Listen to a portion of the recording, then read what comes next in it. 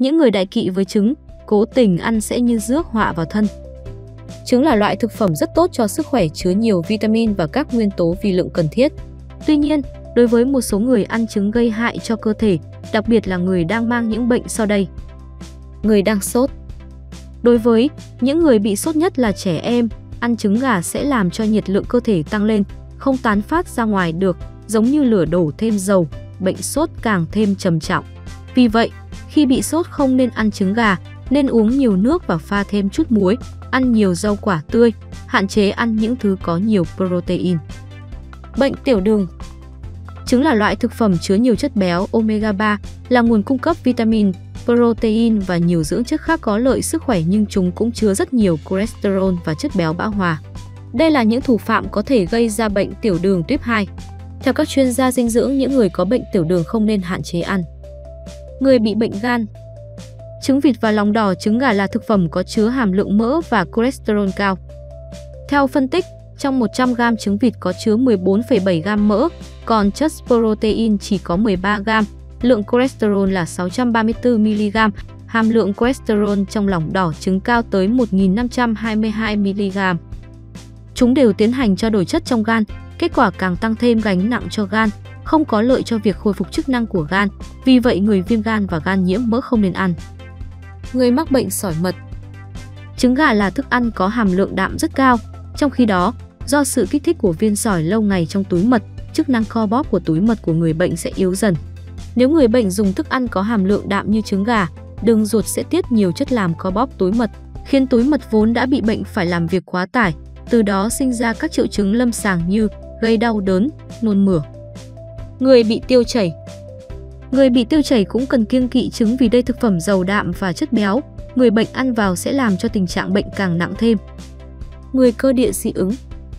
Trứng là nguyên nhân thường gây dị ứng thức ăn ở trẻ nhỏ, khoảng 1,5% các bé dị ứng với trứng gà. Tuy nhiên, đến khoảng 80% trẻ thoát khỏi dị ứng trứng khi lên 6 tuổi. Phần lớn các protein gây dị ứng nằm trong lòng trắng, trong khi protein lòng đỏ ít gây dị ứng hơn. Do sự tương đồng giữa protein trứng gà và các loại trứng khác, người dị ứng trứng gà thường dị ứng với trứng vịt, trứng ngan.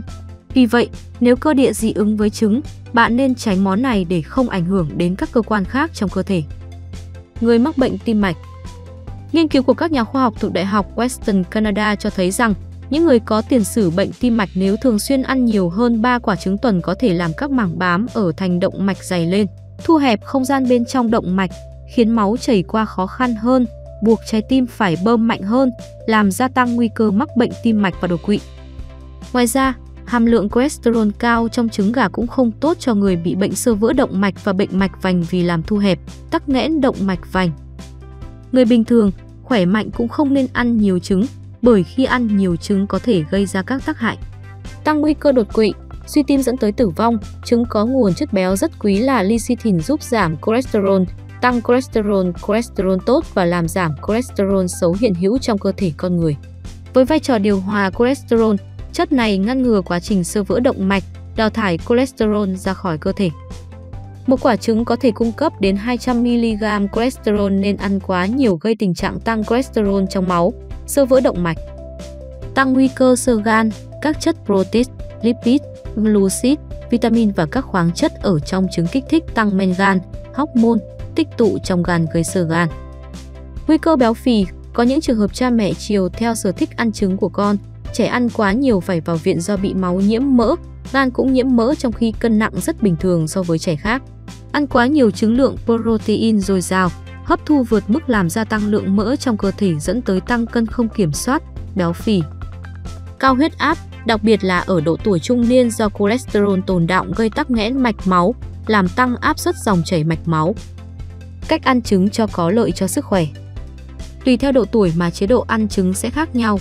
Ở trẻ trên 6 đến 7 tháng tuổi, mỗi lần 1/4 lòng đỏ trứng gà vào xoong bột và 3 lần một tuần. Từ 8 đến 9 tháng tuổi cho ăn 1/2 lòng đỏ trứng gà, hoặc 2 quả trứng chim cút mỗi bữa. Trẻ từ 10 đến 12 tháng tuổi ăn 1 lòng đỏ trứng gà một bữa một tuần. Người lớn chỉ nên ăn 3 quả trứng mỗi tuần. Người bị cao huyết áp hoặc cholesterol cao trong máu vẫn có thể ăn trứng vì nó không làm tăng huyết áp và cholesterol máu. Tuy nhiên chỉ nên ăn 2 quả trứng mỗi tuần. Trường hợp người có lượng cholesterol máu thấp, trứng lại rất tốt để cải thiện. Lượng cholesterol máu thấp cũng gây nguy hiểm chẳng kém gì cholesterol máu cao. Ở những người này có thể ăn mỗi ngày một quả trứng trong 2 tháng, sau đó đi kiểm tra lại lượng cholesterol. Nếu vẫn thấp, ăn thêm trứng, còn đủ giảm bớt tuần ăn 2 đến 3 quả trứng. Lưu ý khi ăn trứng.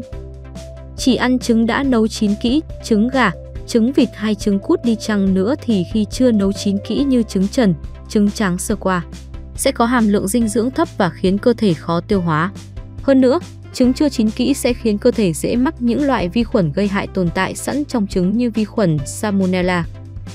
Không uống sữa đậu nành khi ăn trứng. Buổi sáng, mọi người thường có thói quen ăn trứng kết hợp với uống sữa đậu nành mà không biết rằng protein trong trứng sẽ kết hợp với trypsin trong sữa đậu nành, gây cản trở quá trình phân hủy và hấp thụ protein trong cơ thể.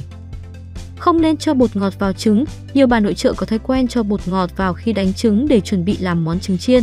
Về mặt dinh dưỡng, đây là một sai lầm vì ở nhiệt độ cao, các chất natri, axit glutamic, chất clo hóa trong trứng kết hợp và tạo thành muối natri của axit glutamic. Nếu bạn thấy video này hữu ích thì hãy nhấn like và đăng ký kênh để cập nhật những video mới nhất về sức khỏe. Kênh Sức khỏe Trần Đầy xin chúc bạn luôn hạnh phúc và bình an trong cuộc sống. Hẹn gặp lại trong những video tiếp theo.